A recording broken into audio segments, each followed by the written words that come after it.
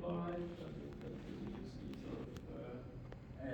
Yes, we see change of drive amplitude on the sodium chloride. Yes, I did see that. I didn't present here. I didn't present the result here, but we did see the there was a change of the dissipation. Was that with the CO tip or with the metallic? That was with CO tip. We do see this dissipation, and with metallic we didn't. Line cannot see your Yes, slide. yes, I'm trying to. With so let me share that again. So this so those are the sodium chloride measurements, but of course here is not the dissipation is given. So we try to measure as slow as possible in order that we don't okay. First is that if we have the if we don't have the CO tip, it's much difficult to see the to see the atomic lattice. So far I didn't achieve that without the CO tip to see the atomic lattice, but I know it's possible. So if we prepare the tip in the best way, then we should see it. Also, there was a paper about to prepare the tip with sodium chloride. So pick up sodium chloride in order to measure the atomic lattice. That's so every time I see sodium chloride, there was always a CO at the tip apex. And yes, I do see the dissipation, but I didn't go more further into it with the CO tip. So in principle, I mean, there were at least some measurements showing Yes. that you have Yes. instability. Yes. Also, sodium chloride. Yes. Yes. So generally about the dissipation, then more from a more general point of view, what kind of dissipation mechanism could there be in addition to your, let's say, mechanical instabilities, or you call it stick slip? Do you know other dissipation mechanisms which might be visible or become visible at some point? I think the most of so far as I think the most of them they are from stick slip. So more and the rest if one could see some dissipation signal that might be, for example, rise from faulty sources. For example, that if the phase was here we use the phase lock loop to track the central frequency.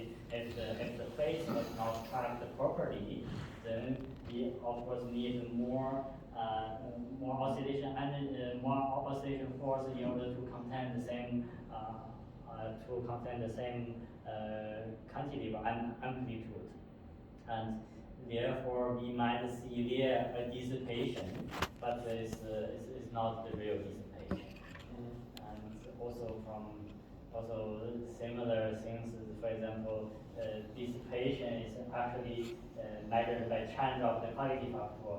So the quality factor of such a cantilever system could rise from different sources. For example, from the surface, if the surface is coated with metal, or even there is oxidation layer of the surface of the silicon surface, then from here we also have energy dissipation.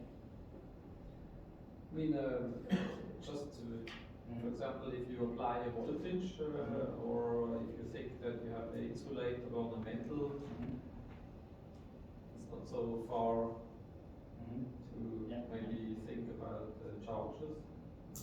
Yes. So yes, the dissipation could also arise from charges. So the charging and discharging. Yeah.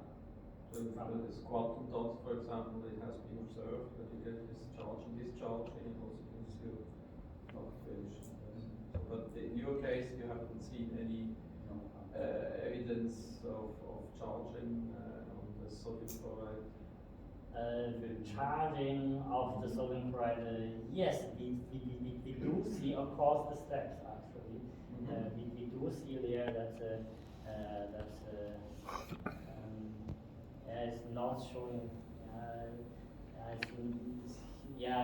We do see by crossing across the step. I mean, underneath the sodium chloride is the gold step, and the sodium chloride is build an island across the step, and we do see that there's this charging effect if the tube scan over this step.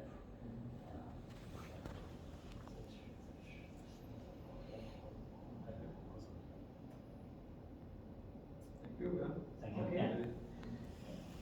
So then we go back to Regina Hoffmann. Sorry, first. I would also like to ask some questions. So thank you for your presentation. In the very beginning, you showed that nice MRI machine, and Yes. you said somehow, there are different energy reservoirs, and the energy needs to be transferred between different reservoirs. But you didn't say what energy reservoirs. So nuclear magnetic resonance, right? You talk to the nucleus, Yes, right? yes, yes. And now, why is energy transfer so important? So why do you need a contrast station, and what does it really do in MRI? So I also prepared slides for such, but I don't want to. Okay, I might. Okay, I would like to show one slide for.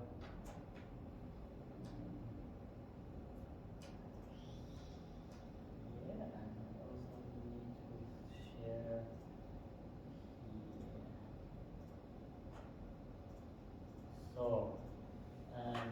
So basically, in MRI, we use oscillation field, external oscillation field, to excite the energy state of the nuclei, and once the nuclei absorb the external magnetic field, external oscillatory field, the occupation between the upper and lower state, they become the same, and one can calculate for this case what's the temperature, what's the so-called spin temperature. So for such scenario that the upper and lower state is the same, then we can calculate the spin temperature as infinity. So once it's become infinity, once the spin temperature becomes infinity, the nuclei does not absorb any external field anymore. So it needs to dump this energy towards, for example, where spin lattice where the spin lattice relaxes, where the spin lattice relaxation, in order to dump this temperature into the environment, in order to absorb, absorb more energy.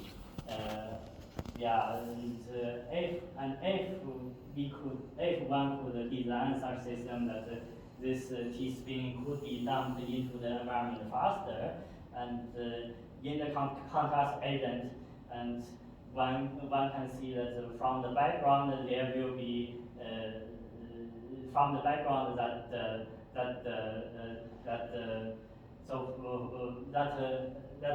here here will be more here will be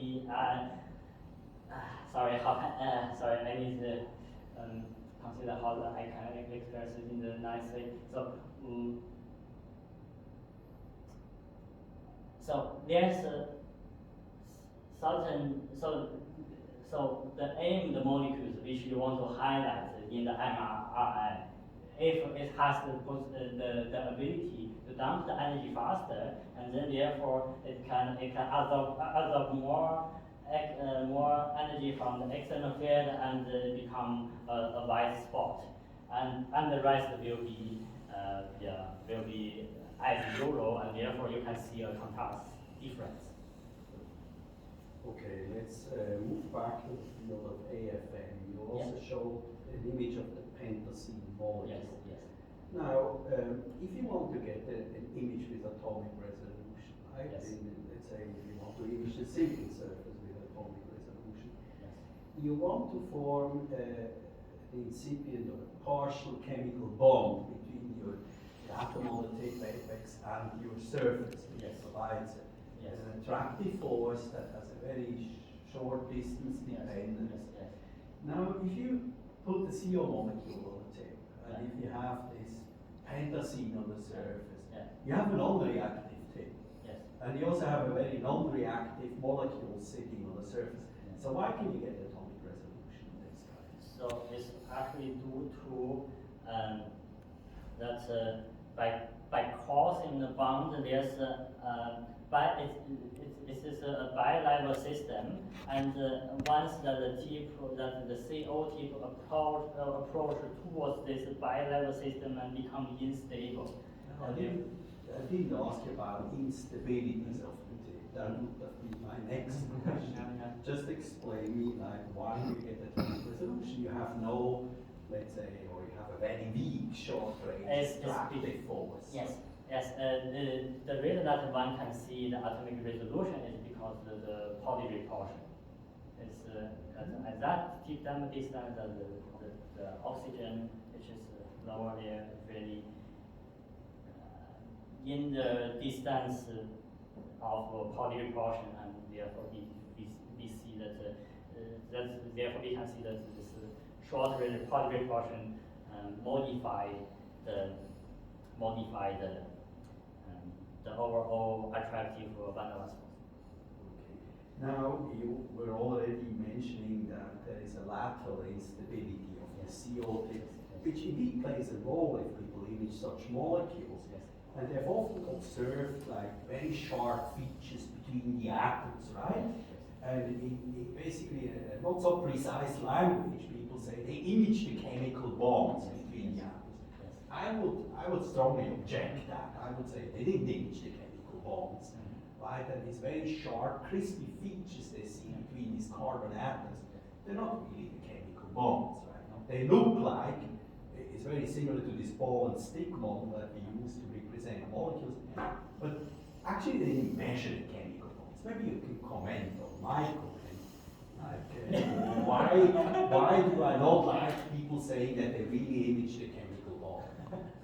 Yes, yes, because yes, as I try to say, it's actually because if the CO is passing through this between these two molecules, that by passing through, there's a bi-level system formed from the different side, and the CO can be flipped from the one to another one, and that's why one can see this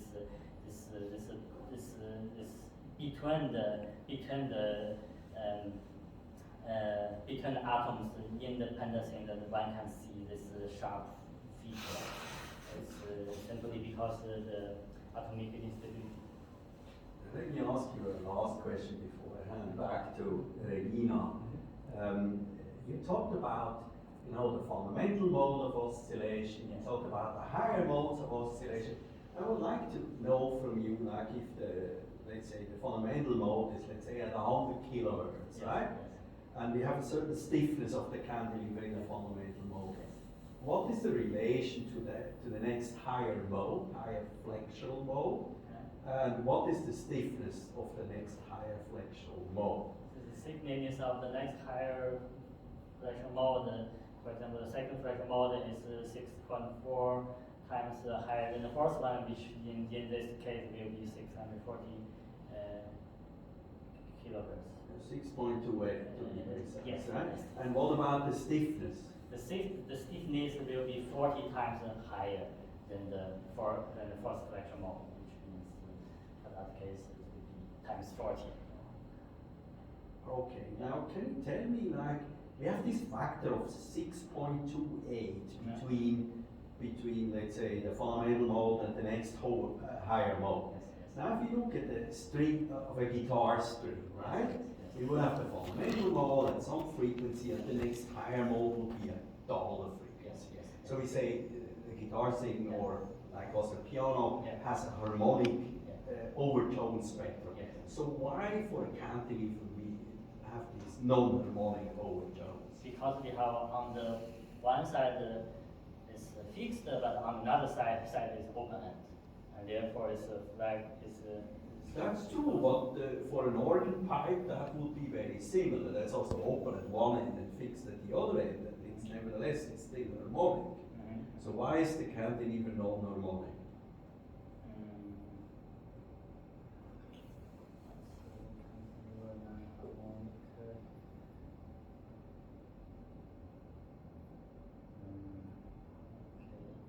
I was always thinking that it's because it's open.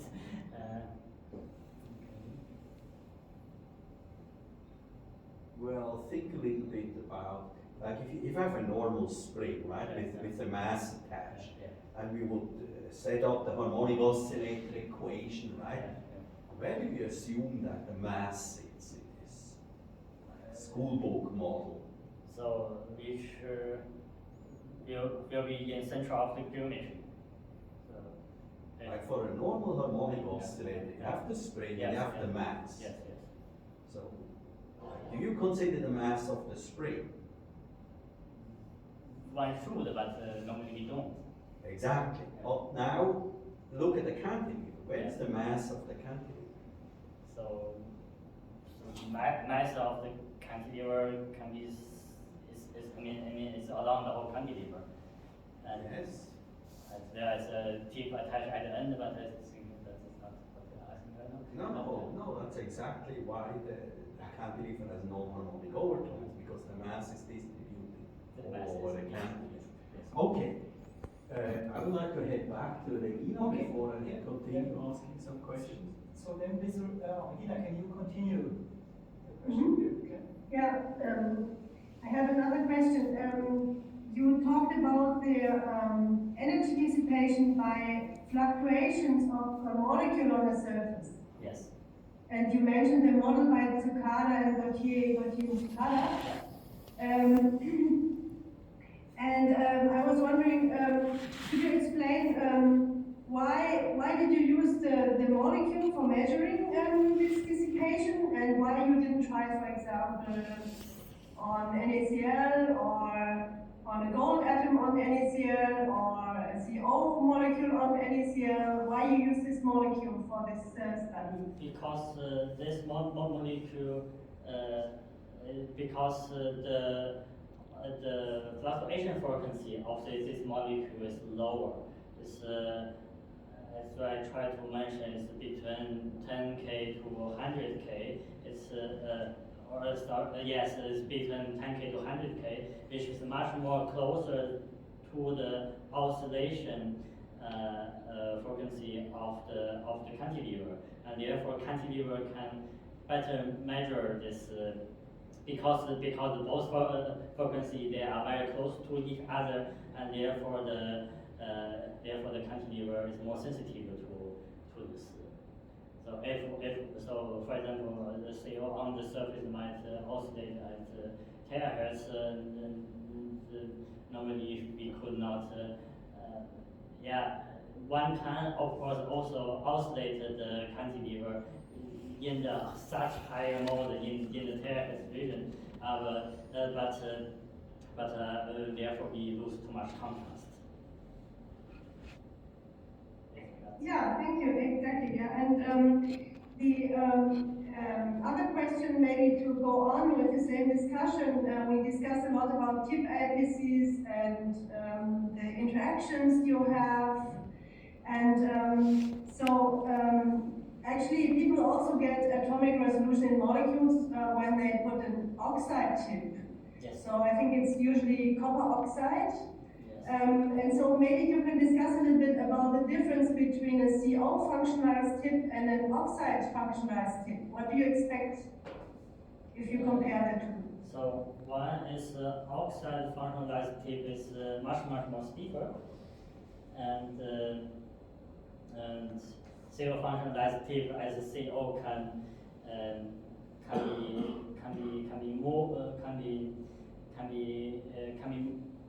it's, the lateral force constant of CO functionalized tip is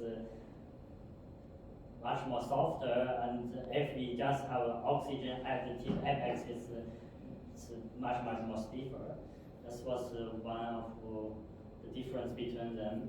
Another one is that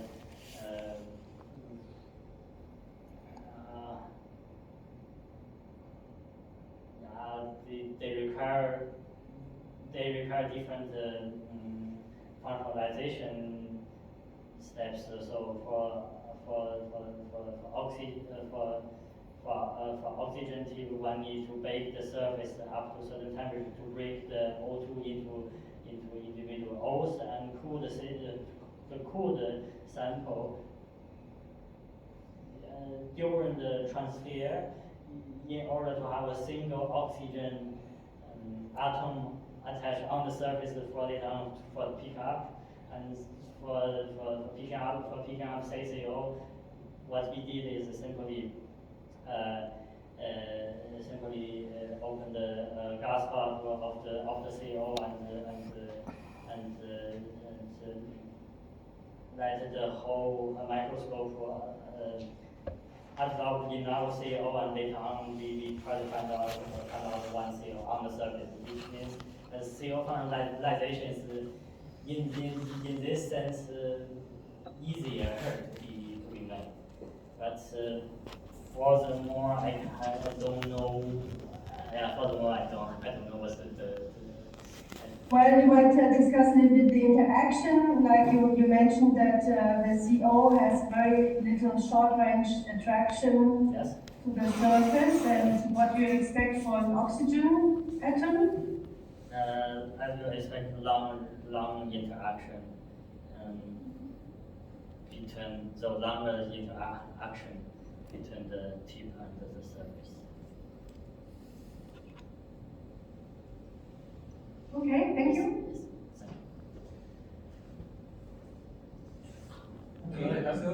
Okay. Maybe come back to this measurement you did on CO on gold. I have to first say, of course, I was very impressed that you see an oil dissipation, and on this level, of course, this is really exceptional and very new, I would say. Nobody has achieved that before. But coming back to this CO on gold, you had a picture where you also showed. One didn't see the dissipation there, but one saw something else which I really liked as well. That's here. Yes, exactly. That's it. You had this this third row there with the torsional frequency. Yes. And can you maybe just explain a little bit what torsion does for you? What is the difference to like the fractional model? Apparently it gives a bit of different contrast. In the fractional model, it's easy to explain. If you are far away, you have attractive force and attractive fractional interaction. And if you go in closer, then you can see then you have the repulsive force, and therefore in the middle you have a wide contrast here. In the middle is a lower frequency shift here. And from the torsional direction, yes, it's quite difficult to interpret the force. So I will maybe try to refer back to the Mexican height function, which I did. That is so this one. Yes, So basically what one see from there is similar than this maxi pipe can have function. And once that we do the derivative in the once we do the integration in the lateral direction, we can see that the first integration in the x direction looks like this, which means we have first the attracting region and then the repulsive region, and here is the molecule. Here is the molecule. When we pass the molecule, then we have a repulsive again, and then attractive again. The lateral force. Yes, that's the lateral force. That's the torsional force. Yes. Principle is lateral force. Yes. This. So it's a direct way Yeah. to measure the lateral force in a simultaneous way. Yes. Of course, is very Yeah. nice. Yes. So you wouldn't not be able to do it with the tuning formula. You would have to Exactly. Yeah. to flip flip it. Yes. Yeah. Okay. Now this is very nice. Good. Also down to pico-newton level. Of course, really nice. Have you ever seen dissipation in the torsion? Maybe with an exotic question. I mean, normally we see dissipation, but normally we don't call it dissipation. In the first place, normally we check first.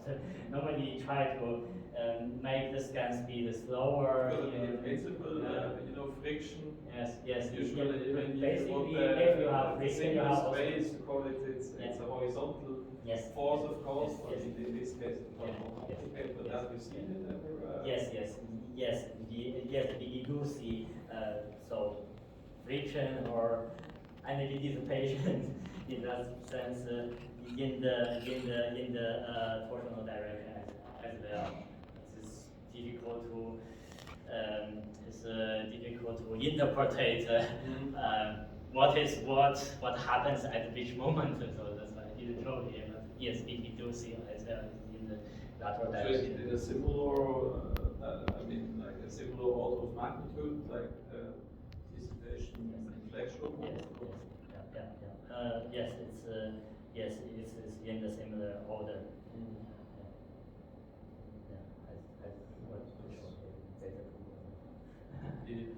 Promising, I would say. One should be very careful about it. Yeah. When we measure this exactly.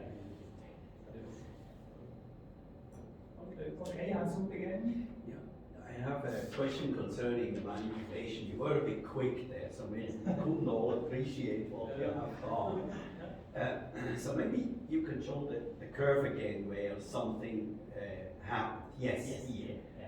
And now if you look at the flexural frequency shift, right? You come from the left side and it first gets negative and then it gets positive. Yes. Now, my first question is, what does it really mean if the torsional frequency shift gets positive there? And then we have this abrupt feature, right? It drops to zero. Yes. So can you explain exactly what happens with the flexural frequency shift as you approach the molecule? So I try to first interpret what is going on in the flexural direction. Yeah. First is that we have this side going more negative. That means that here we have a more attractive force arise from the molecule, and then we have here rising up, which means here arise from the molecule is more repulsive force. Mm-hmm. And up to this point, suddenly it's dropped down, Mm-hmm. which means that the molecule, the CO on the surface, the surface CO moved to somewhere else, and therefore we here measured only the surface, the sodium chloride surface, Mm-hmm. which is the same level as before. And now basically what that's correct, right? So what we see there is we apply a repulsive force to the molecule sitting on the surface. Yes. And we apply, a little bit sideways, right? We're on the left side of that molecule. Yes. So if you're on the left side of the molecule, by every constant force, would you expect that it jumps to the right side? Yes, that is the most interesting of this experiment, is that normally one will expect that only that the molecule always moves in the same direction of the scan direction, so along the scan direction. But here, apparently that it's not. So here is energy transfer process actually is happening. What I will interpret is that this 3 zeta 2 which come from the tip toward so going into the molecule, going into the sample molecule, activate some vibrational modes, which led the CO on the surface start to vibrate, and once the energy is enough to overcome the bonding energy, then it's moved to a lattice which is either along or in the opposite direction. So it's an energy transfer process instead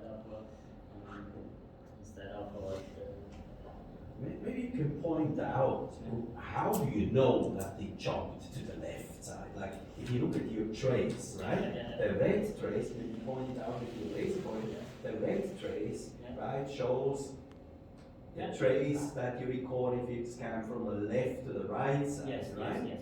And then how do you know that the molecule actually is now more on the left side? So it jump backwards. So let us focus on the electrophoton shift here. So here is the force that we follow the yellow line, which the yellow line indicates nothing was happened at that distance. And as here, at this particular point, which my laser point is pointing, the molecule vanishes, and in the line we didn't find the molecule, we didn't see the molecule again. Which means the molecule is somewhere, but it's not in the same direction of the scan direction. And once we come back, we see that here we see the repulsive force again, and if we copy the yellow line and make a copy to here, then we can exactly see that the middle where the molecule. So here we can use the maximum of this Gaussian-like function to indicate where is the CO before the manipulation, which is here. And here what we find out is if we copy this yellow line here, that exactly 2 lattice constants on the left direction, we refound this molecule, which means we really move the molecule 2 lattice constants, but in the opposite direction of the scan direction. That's why we think that we manipulate. Maybe I'll ask you a last question. Now, you have shown us, right, this multimodal operation. It's very fascinating what you can do. You can measure the vertical force, you can measure the force, you can measure energy dissipation in all these directions, simultaneously measure the whole curve. Now I want to do the ultimate experiment, right? And let's say I want to get atomic resolution with the cantilever. But at the same time, I would like to be very sensitive to magnetic fields, so to MFM. Maybe MFM is not at the same scales, I want to zoom out to MFM. But I want to still see the topography, let's say with at least an atomic kind of step resolution. I also want to measure the K-mean. Like, how would I achieve that? Okay, so first I will recommend that we first use the force-set technique, which is we apply AC bias and try to nullify the current potential during the measurement, and for that we can have a channel by minimize the amplitude of the foresight peak to 0 to compensate the current potential. And then we separate the current potential from the rest of the forces that you want to measure.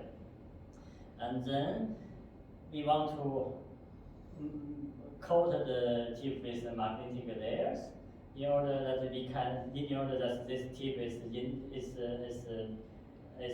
intensive to the magnetic features. But of course here we still didn't have the chance that really to separate if you want to do the measurement at very close tip sample distance, therefore the chemical force is also apparent, and therefore, and then for that case we cannot separate the chemical force from the magnetic force yet. But one could do is, because the magnetic force is a long range force and chemical force is a short range force, and one can use do the bimodal measurement, which means we oscillate the force mode, for example, in large amplitude 6 nanometers, which is sensitive to the magnetic force, because the decay length of the magnetic force is the decay length of the magnetic force is in couple of nanometers distance. And then at the same time, so we can oscillate the cantilever in the second fraction mode, for example, for measuring for the short range force, because the amplitude of the cantilever is there's a relation between the amplitude of the cantilever to the force decay. So you have to operate two PLLs in parallel and have a Kelvin feedback. Now the Kelvin feedback, like you said you measure the first sideband, which is correct. Yeah. But the first sideband on what frequency? The first mode or the second mode? Can you comment on that? I would do in the first mode because the sideband is not enhanced by the quality factor by the quality factor of the cantilever. Therefore, the peak might be very, very small. And once that you use the fourth mode, because I would say in the 6 nanometers is the oscillation frequency, and therefore the side peak of the side peak induced by the fourth mode is also higher. That therefore you can have more robust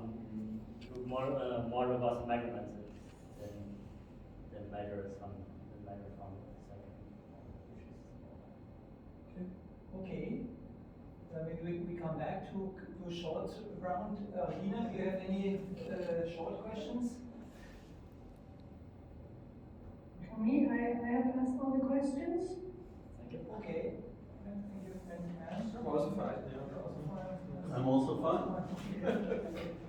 Well, then this ends the first part of the presentation and the discussion. And now the committee will meet and deliberate about the results. So since we are not in our own building, the committee will stay here. I have to ask all the other participants to leave the room and wait. Thank you. Thank you.